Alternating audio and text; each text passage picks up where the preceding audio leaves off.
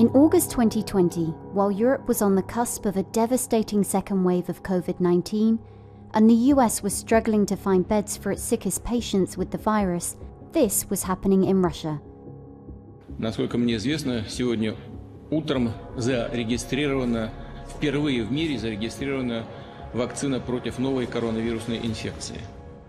But the rest of the world wasn't so sure. Russia has become the first country to give regulatory approval to a COVID-19 vaccine. But there are myriad questions and concerns already. A vaccine so quickly and from a country notorious for propaganda and deception. The issue is not about the science of the vaccine. It's about the approach that was used by the Russian government in terms of approving and starting to use the vaccine before the phase 3 clinical trial data was in. Starting to use the vaccine, starting to try to export the vaccine, and launching this entire propaganda campaign actually worked against the product. After first facing scrutiny on whether Russia's vaccines actually work, now the question has become whether they can meet worldwide demand. Critics and observers are now left wondering, is the Kremlin playing vaccine politics as part of a campaign to undercut Western powers and their technology? Or is this a case of solid science being tainted by allegations of Russian hacking, poisonings, and interference in democratic elections?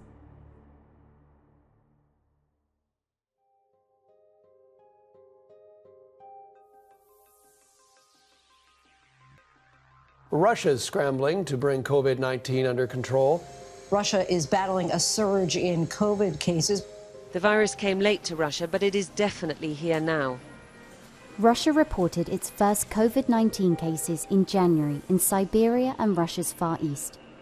By July, officials reported almost 840,000 cases and more than 30,000 excessive deaths.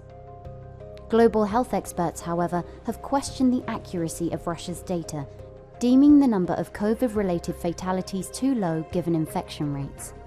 Russia acted very swiftly to impose restrictions. It was one of the first countries to enact a total ban on the entry of Chinese citizens, and by late March it had imposed a shutdown of its borders and a series of lockdowns across the country. Meanwhile, in Moscow, the Gamaleya Research Institute of Epidemiology and Microbiology, named after pioneering Russian vaccine researcher Nikolai Gamaleya, got to work. They called the project Sputnik V.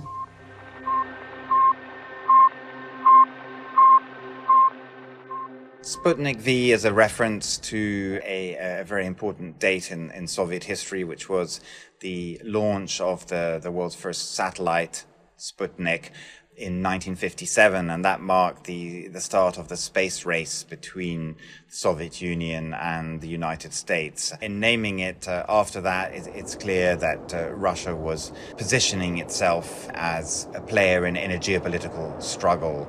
The first artificial Earth satellite, a world-stirring event.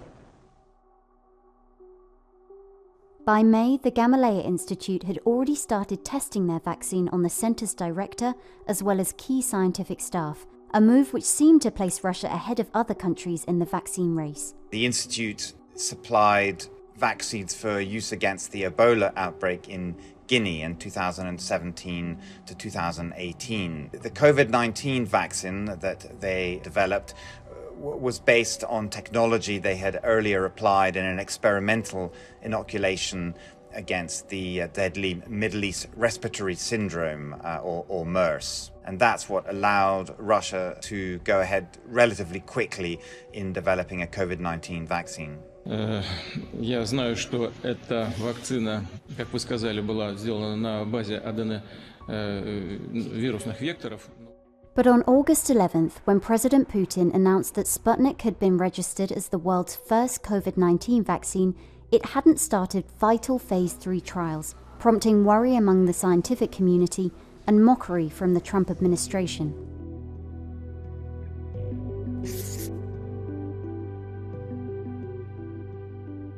I was extraordinarily surprised to see that announcement in August. Not surprised that they were working on it, not surprised they started the clinical trials, but very surprised and a little bit disturbed to see them starting to use it before they had the data. For Putin, it was clearly very important to be first in the world to release and approve a vaccine.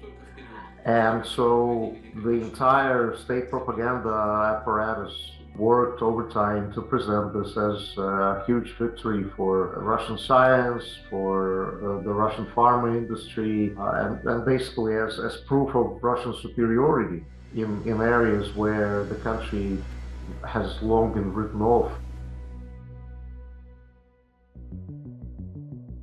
Isn't it premature for Russia to have approved this vaccine before phase 3 trials are substantially underway? Not at all. First, we were criticized, but then we saw that Britain announced that they may follow the suit. US FDA said that they may want to register before phase 3. The suspicion that this is a propaganda tool rather than actually a way to fight COVID-19 was obviously there, and it was expectable, that reaction. The Putin government has done a lot of ugly things to earn the suspicion and distrust of especially Western nations. So obviously there was a certain handicap to overcome, and that could not be done with premature fanfare. It could only be counteracted with scientific proof, and scientific proof was eventually delivered.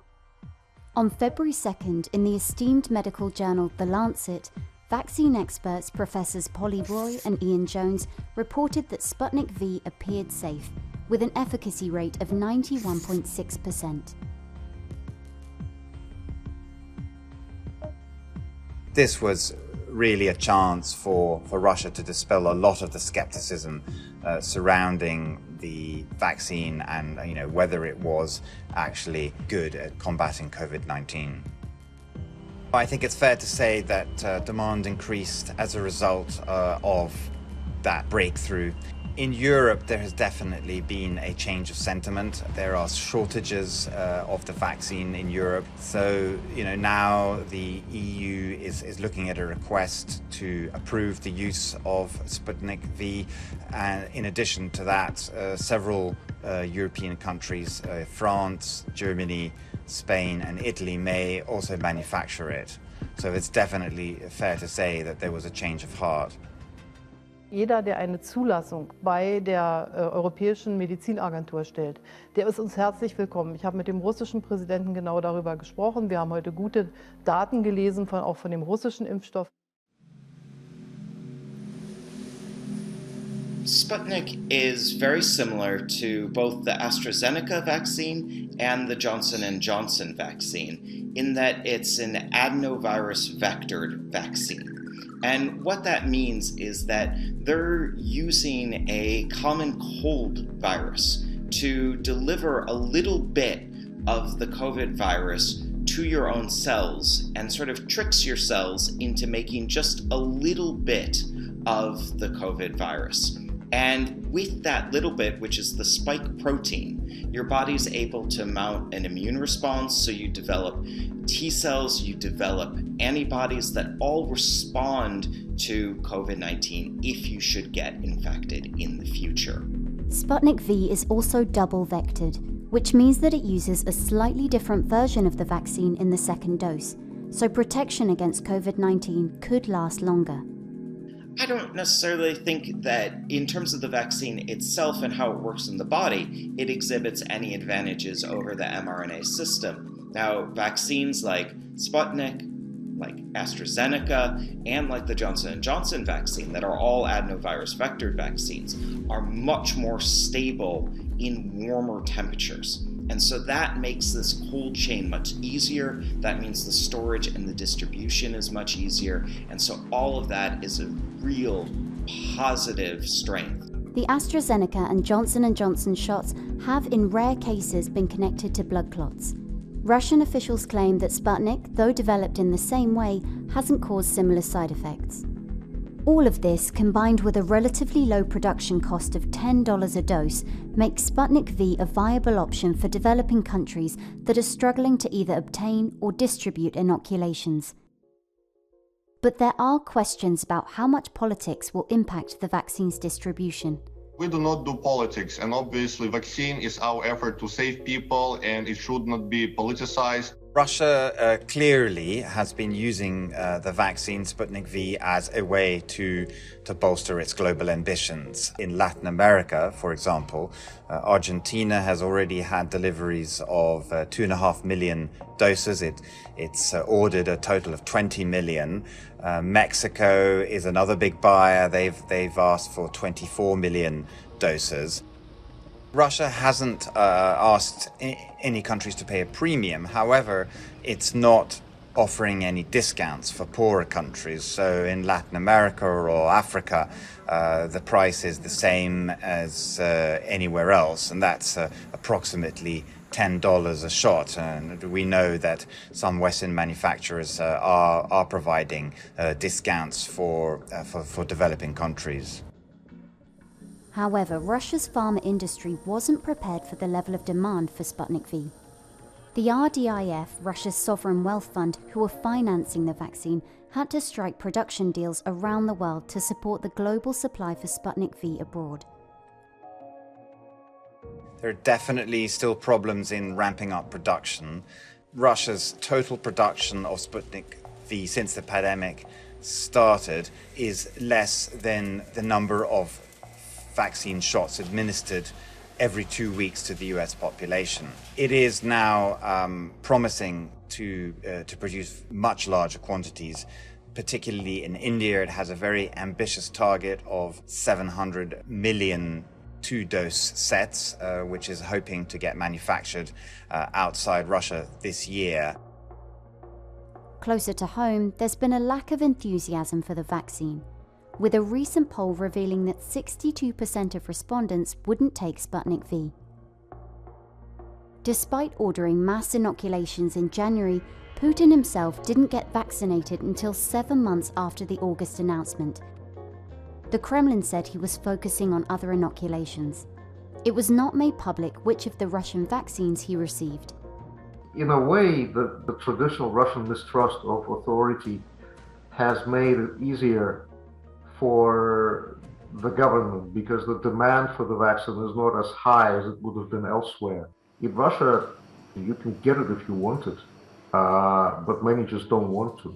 And perhaps even Putin's own slowness in getting vaccinated is indicative of how cautious Russians are about this whole thing.